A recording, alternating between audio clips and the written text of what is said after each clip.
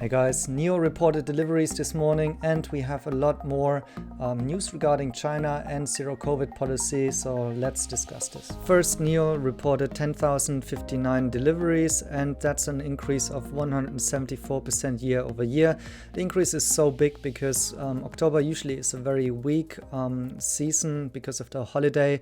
That's one of the impacts. So from the 1st till 7th of October there was a public holiday in China called the Golden Week, and possibly there were impacts on both production as well as deliveries during that time. Additionally, as outlined in my previous video, the vehicle production and delivery were constrained by operational challenges due to the supply chain volatilities due to COVID-19 situation in certain regions in China. So one is in Hefei, but there are also other lockdowns in China. There is another article by CNEV Post today which stating that NIO's two plants in Hefei are temporarily halting production due to the COVID situation. However, from this article and also the original in Chinese, it remains unclear whether or not this is the current situation or if it rather refers to what has happened during October. If I look again at the official WeChat account of Hefei City, so this is where the two factories of NIO are located, then today the update is there are no new cases in the society for 2 consecutive days. They state that in each of these districts there was actually no cases found, and so it's likely that there is no ongoing spread right now and that they might be able to ease the restrictions right now. But still, as mentioned before, there might be restrictions going on, like the workers having to sleep in a factory and working closed loop, and maybe issues with produced cars not getting out of the city or suppliers not being able to deliver.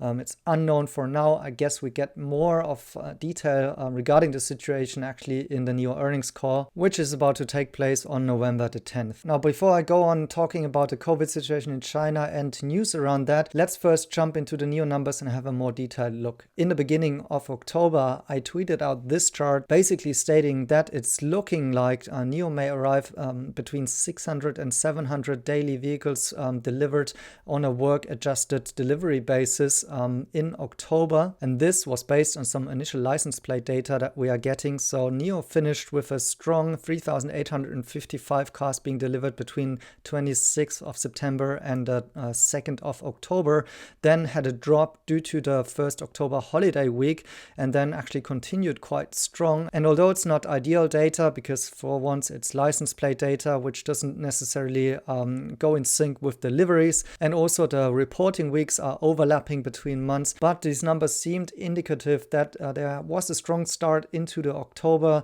month, and then it seems what happened then was of course the COVID restrictions, because this is the actual chart that we're now ending up with. As you can see, this is still on the linear growth path of NIO there, so slightly above 500 vehicles per day delivered workday adjusted. There has only been 18 workdays, so 550 to be exact, not close to the 600, 700 this month yet. And so NIO has not entered an S-curve growth here, it's still linear, and the reason might be, if we look into the details, is the ET5 production is just about 1,000 cars right now that got delivered in October.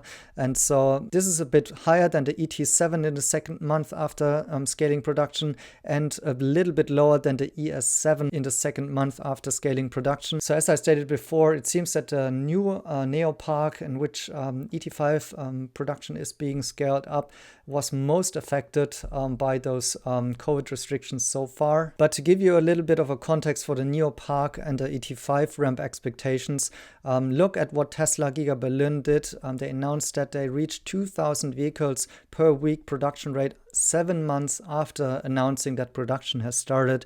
So as you may know, Tesla was ramping an existing product with experience from Giga factories in the US and China, while NIO is ramping a new model in a totally new factory. I would also argue that NIO's model is a bit on a higher quality side there and a bit more complex. So I would not expect expect that NIO could actually beat Tesla by the speed there of ramping ET5 production. However, clearly this was one of the bottlenecks for this month's deliveries. The ET7 is now back above 3,000 cars, but only slightly, and also just a slight improvement from the September numbers. We know about the casting issues there. They seem to be resolved, as I pointed out in my last video. It seems like the wait time is going down, and that's indicating a better production ramp here. So I would expect for November actually that they could possibly get back to those 4,000 to 5,000 ET7 being produced. That would be my hope if everything's going fine. Other than that, a nice ramp for the latest SUV model, the ES7 here. In general, this indicates that there is a shift going on from the old platform models to the newest one. They now take the majority of cars delivered, and that should ultimately also at some point show up in the margins again. If everything's moved to the latest product line and just one platform, that would help to bring costs down back again, and certainly looking forward to this margin recovery there for NIO. So all in all, a disappointing month here. No growth from September. It's also not a record month as guided by NIO management before, unfortunately, due to the issues with what's going on in Hefei and the situation. So unfortunately, the COVID situation will have the biggest impact going forward for Q4 and maybe Q1, because it's obviously winter time. Fortunately, it seems like a big lockdown in Hefei was prevented. However, the question is like how much implication this still has on the production side, and going forward for the next month, anything can happen with other parts of China being locked down, or maybe an outbreak in Hefei can certainly happen as well. Which brings us to the next news today. Chinese stocks are largely up in Hong Kong and pre-market because of a rumor that Beijing will soon establish an expert team to put together a conditional reopening plan. The goal is to materially reopen the country by March next year. The upcoming 10th edition of the COVID guideline is widely expected to provide upside surprises. I've retweeted this one because the account that posted that one on Twitter has previously done some pretty accurate reporting. For example, the NVIDIA chip ban was reported on this account before anything happened in the media, and it was accurate, as well as some other political rumors. So while this is just a rumor for now, and of course there will be dementies by other sources, by newspapers, by officials and so on, but generally this account has been quite accurate on what he's been reporting so far. And maybe, as I reported before, the trip from Germany with the mRNA vaccine producer could play a role in that, in a reopening story. We will certainly find out about this. Maybe in line with that and some first signs, local governments have actually started to playing down the severeness of COVID, and that COVID is not scary. So this is maybe a first attempt of tuning down the language about COVID. There have been reports of, for example, Foxconn, so Apple supplier employees fleeing a COVID lockdown situation because the situation there was managed terribly.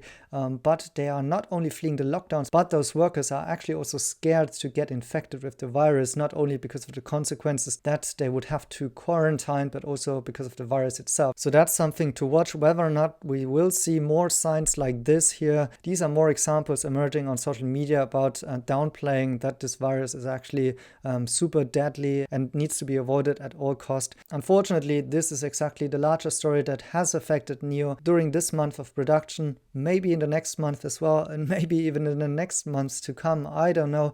This is unfortunately the very dynamic situation right now in China. However, I think on the product side, these products are sought after, and they will be delivered at some point in time. We need to keep our expectations in check with how much time there might be necessary to ramp, and with such difficulties along the way.